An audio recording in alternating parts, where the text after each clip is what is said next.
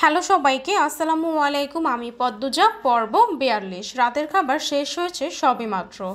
এশার আজান পড়েছে অনেক আগে। পূর্ণা পদ্মজা ও লাবণ্যকে পেয়ে পুলকিত, আনন্দ বয়ে যাচ্ছে মনে। একটু পরপর উচ্চস্বরে হাসছে। হেমলতা একবার ভাবলেন নিষেধ করবেন এত জোরে হাসার জন্য, এরপর কী ভেবে আর নিষেধ করলেন না। তিনি বাড়ির বড়দের সাথে কথা বলছেন। আমির সবার মনোযোগ পাওয়ার জন্য বলল, আমার একটা কথা ছিল। সবাই আমিরের দিকে তাকালো। আমির নির্দ্বিধায় বলল, আগামীকাল ফিরবো আমি। হেমলতা বললেন, ঢাকায়? জি। পদ্মজাকে নিয়েই যাব, সাথে লাবণ্যও যাবে।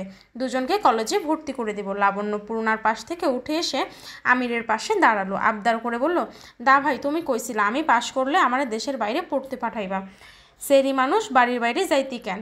কলজাটা বড় হইয়া গেছে। রেগে বললেন ফরিনা। লাবণ্য মায়ের কথা অগ্রাহ্য করে আমিরকে বলল, কথা রাখতে হইব তোমার। আমিরে একবারে মসজিদকে দেখলো, এরপর লাবণ্যকে বলল, সত্যি যেতে চাস? লাবণ্য মাথায় ঘাটটা মেরে বলল, আমির। এরপর বলল, আগে শুদ্ধ ভাষাটা শিখ, এরপর দেশের বাইরে পড়তে যাবে। লাবণ্য আহ্লাদিত হয়ে বলল, পদ্মজা শিখাইয়া দিব, এটা কোনো ব্যাপার না দা ভাই। আপাতত ঢাকা চল, শুদ্ধ ভাষায় কথা বলে অভ্যস্ত হ, এরপর সত্যি পাঠাবা? তুই পাগল হয়ে গেছিস বাবু, এই সেরে একা বাইরে পাঠাইয়া দিবি? জাফর ভাই আইছে, ভাবি আছে, সমস্যা নেই আম্মা, একটাই তো বোন আমার, নিজের মতো পড়াশোনা করুক। ফরিনা বিরক্তিতে কপাল কুঁচকিয়ে তাকাই থাকেন আমিরের দিকে। মজিদ কথা বলছেন না, মানে তিনিও আমিরের দলে, তাহলে আর কথা বলেই কি হবে? এই সংসারে এমনিতেও তার দাম নেই, কেউ কথা শুনে না, নিজের মতোই বকবক করেন। ফরিনা উঠে চলে যান। হেমলতা বললেন, কালই যেতে হবে? 2-3 দিন পর গেলে হবে না? আমি নম্রভাবে বলল, না আম্মা, আমি 8 বছর হলো ঢাকা গিয়েছি, এর মধ্যে এই প্রথম 3 মাসের উপর গ্রামে থেকেছি, ব্যবসা ফেলে এসেছি। আমার অনুপস্থিতিতে আলমগীর ভাইয়া সামনে ছিল, এখন তো ভাইয়াও চলে এসেছে, আর আমার ব্যবসা আমারই সামলানো উচিত। যত দ্রুত সম্ভব যেতে চাই, আপত্তি করবেন না। হেমলতা পদ্মজার দিকে চেয়ে বললেন, তাহলে আগামীকালই যাচ্ছ? জি। আব্বা আম্মাকে তো অনেক দিন আগেই বলেছি, পদ্মজাও জানে, কিন্তু পদ্ম ভাবেনি সত্যি সত্যি যাব। দেখুন কেমন অবাক চোখে তাকিয়ে আছে। কাল চলে যাব বলেই আজ আপনাকে নিয়ে এসেছি। আজ রাতটা মেয়ের সাথে থাকেন, আবার কবে দেখা হয়? হেমলতা বেশ অনেকক্ষণ নিশ্চুপ থাকেন, তারপর বললেন, তোমাদের কিসের ব্যবসা? আজও জানলাম না। মজিদ অবাক হয়ে বললেন, আত্মীয় হলেন এতদিন, এখনও জানেননি মেয়ের জামাই কিসের ব্যবসা করে? বাবু, এতটা বলা উচিত ছিল, আমি তো ভেবেছি জানেন, তাই বলিনি। আমাদের এক্সপোর্ট ইম্পোর্টের বিজনেস, মানে মালামাল বিভিন্ন দেশে আমদানি রপ্তানি করা হয়। এ কাজে আব্বা রিদওয়ান ভাইয়া চাচা আছে। এছাড়া নিম্নমানের দেশগুলো থেকে কম দামে পণ্য এনে উন্নত দেশগুলোতে বেশি মূল্যে বিক্রি করি। সব পণ্য গোডাউনে রাখা হয়, আমাদের অফিসও আছে। গোডাউনের অফিসের সব কাজ আমাকে সামলাতে হয় বললেন। আমারই সব অনেক বড় ব্যাপার, হেসে বললেন হেমলতা। তিনি জানতেন না আমির এতটা বিত্তশালী। এক্সপোর্ট ইম্পোর্টের বিজনেস মানে কম কথা নয়। এ সম্পর্কে মোটামুটি তিনি জানেন, কলেজে থাকাকালীন জেনেছেন। পদ্মজাকে পূর্ণ জড়িয়ে ধরে রেখেছে। পদ্মজা বলল, কথা বলছিস না কেন? কাল চলে যা বাবা। তাই তো কথা হচ্ছে, আমার খুব মনে পড়বে তোমাকে। কাঁদছিস কেন? আসবো তো আমি, সে তো অনেক অনেক মাস পর।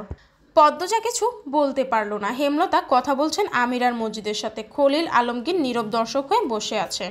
বিকাল থেকে রিদওয়ানের দেখা পাওয়া যাচ্ছে না। পদ্মজা হেমলতার উপর চোখ রেখে পূর্ণাকে প্রশ্ন করল, আম্মা খুব শুকিয়েছে, খায় না? না, মাঝে মাঝে সারাদিন পার হয়ে যায় তবু খায় না। জোর করে খাওয়াতে পারিস না? ধমক মারে, শুনে না কথা। আম্মা ঘাট তেরা, ঠিক বলছো। উনি কেমন? ঝগড়া করে আম্মার সাথে? উনিটাকে আব্বার প্রথম বউ, তুমি তো দেখতেও যাওনি। শ্বশুরবাড়ি থেকে চাইলেই যাওয়া যায় না। বল না কেমন আদর করে তোদের? খুব ভালো, সহজ সরল, আম্মাকে খুব মানে। প্রেমাপ্রান্তকে অনেক আদর করে, দেখতেও সুন্দর। আগে সাপুরের বউদের মতো সাজতো, আমার পছন্দ না বলে এখন আর সাজে না। তুই নাকি খুব খারাপ ব্যবহার করিস? এখন করি না। তুমি কাকে দিয়ে এত খোঁজ রাখো সে তোর জানতে হবে না। তাহলে উনি ভালো, তাই তো? মিলেমিশে থাকিস তাহলে। ঢাকা যাওয়ার আগে দেখে যাও একবার। বাপের প্রথম বউকে দেখার ইচ্ছে নেই আমার। পদ্মজা থমথম সরে বলল। পূর্ণা বলল, আচ্ছা আজ আমি তোমার সাথে ঘুমাবো। ঘুমাবি, আম্মার খেয়াল রাখবে। আম্মাকে দেখে মনে হচ্ছে কোনো বিষয় নিয়ে খুব চিন্তা করেন, সারাক্ষণ ভাবে। তুই কথা বলবি, সময় দিবি। আমি তোমার মতো সব সামলাতে পারি না, চেষ্টা করবি। ভোরে উঠে মগা ভাইয়াকে পাঠাবো আব্বার প্রেমাপ্রান্তকে নিয়ে আসতে, সবাইকে চোখের দেখা দেখে যাব। পূর্ণা পদ্মজাকে আরও শক্ত করে জড়িয়ে ধরে, কান্না পাচ্ছে খুব। কত দূরে চলে যাবে তা না পা। পদ্মজা অনুভব করে পূর্ণার ভিতরের আর্তনাদ। সে পূর্ণার মাথায় হাত বুলিয়ে বলল, খুব দ্রুত আসবো। পদ্মজা মাঝে শুয়েছে, তার দুপাশে হেমলতা আর পূর্ণা। পূর্ণা শক্ত করে জড়িয়ে ধরে রেখেছে পদ্মজাকে, আর পদ্মজা হেমলতার এক হাত শক্ত করে ধরে রেখেছে। হেমলতা নীরবতা ভেঙে পদ্মজাকে বললেন, পদ্ম, আম্মা, শহরে নিজেকে মানিয়ে নিবি, শক্ত হয়ে থাকবি, আর মনে রাখবি কেউ কারো না, সবাই একা। সবসময় নিজের উপর বিশ্বাস রাখবি, নিজের উপর আস্থা রাখবি, সৎভাবে থাকবি, কখনো কারো উপর নির্ভরশীল হবি না। যদি তুই কারো উপর ভালো থাকার দায়িত্ব দিয়ে দিস, কখনো ভালো থাকবি না। নিজের ভালো থাকার দায়িত্ব নিজেরই নিতে হবে, নিজেকে কখনো একা ভাববি না। যেখানেই থাকি আমি, আমার প্রতিটা কথা তোর সাথে মিশে থাকবে, ছায়া হয়ে থাকবে।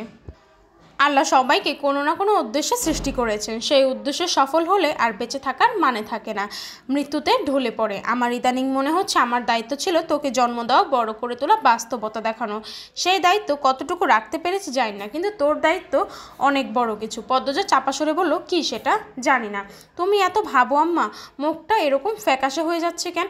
খাওয়া দাওয়া ঠিক মতো করবে, আমি পরের বার এসে যেন দেখি মোটা হয়েছো। হেমলতা হাসলেন, সাদা ধবধবে দাঁত ঝিলিক মারে। তিনি পদ্মজাকে এক হাতে জড়িয়ে ধরে বলেন, পরের বার যখন আসবি একদম অন্যরকম দেখবি, কথা দিচ্ছ? পদ্মজা হাসলো। পূর্ণা বলল, আমাকেও জড়িয়ে ধরো আপা। পদ্মজা পূর্ণাকে জড়িয়ে ধরে, আর হেমলতা দুই মেয়েকে একসাথে জড়িয়ে ধরেন। তারপর বললেন, এবার চুপচাপ ঘুম হবে, কোনো কথা হবে না। মাঝরাতে হেমলতার ঘুম ভেঙে যায়। তিনি চোখ খুলে কান খাড়া করে শোনেন কেউ হাঁটছে। কাঁথা গা থেকে সরিয়ে ধীরে ধীরে বিছানা থেকে নামেন, সাবধানে দরজা খুলে বেরিয়ে পড়েন। পায়ের শব্দটা যেদিক থেকে আসছে সেদিকে যান। সাদা পাঞ্জাবি পরা একটা পুরুষের অবয়ব দেখতে পান। তিনি তীক্ষ্ণ স্বরে ডাকলেন, রিদওয়ান। রিদওয়ান কেঁপে উঠে পিছনে ফিরল, চোখ দুটো বড় বড় হয়ে যায়। সে যে অপ্রস্তুত হয়ে পড়েছে দেখেই বোঝা যাচ্ছে। হেমলতা প্রশ্ন করলেন, এত রাতে এখানে কি করছো? জি হাঁটছিলাম। এত রাতে? প্রায়ই হাঁটে, জিজ্ঞাসা করতে পারুন অন্যদের। হেমলতা রিদওয়ানকে পা থেকে মাথা পর্যন্ত পরখ করে নিয়ে বললেন, কোনোভাবে আমাকে খুন করতে এসেছো কি? রিদওয়ান থতমত খেয়ে গেল, বলল, না না, আপনাকে কেন খুন করতে যাব, প্রমাণ সরাতে। হেমলতার সহজ কথা। রিদওয়ান হঠাৎই অন্যরকম সরে কথা বলল, সে তো আমিও একজন প্রমাণ, স্বচক্ষে দেখা জলজন্ত প্রমাণ। আপনিও আমাকে খুন করে প্রমাণ সরাতে পারেন, যেহেতু দুজনেই একই পথের। কাউকে কারো খুন করার প্রয়োজন নেই। আমি এখানে অন্য কাজে এসেছি। হেমলতা কঠিন চোখে তাকান, পরপরই চোখ শীতল করে নিয়ে বললেন, শুভরাত্রি। রিদওয়ান হেসে হেলে দুলে হেঁটে যায়। হেমলতা ঘরে ঢোকার জন্য ঘুরেন। হাঁটার পূর্বে শরীরের ভারসাম্য হারিয়ে পড়ে যান। ভাগ্যিস আওয়াজ হয়নি। তিনি হাতে ভর দিয়ে ওঠার চেষ্টা করেন। বাম হাতের মাংসপেশি শক্ত হয়ে আছে, হাত নাড়াতে কষ্ট হয়। ভার দিয়ে ওঠা আরও কষ্টদায়ক। তিনি এভাবেই বসে থাকলেন অনেকক্ষণ।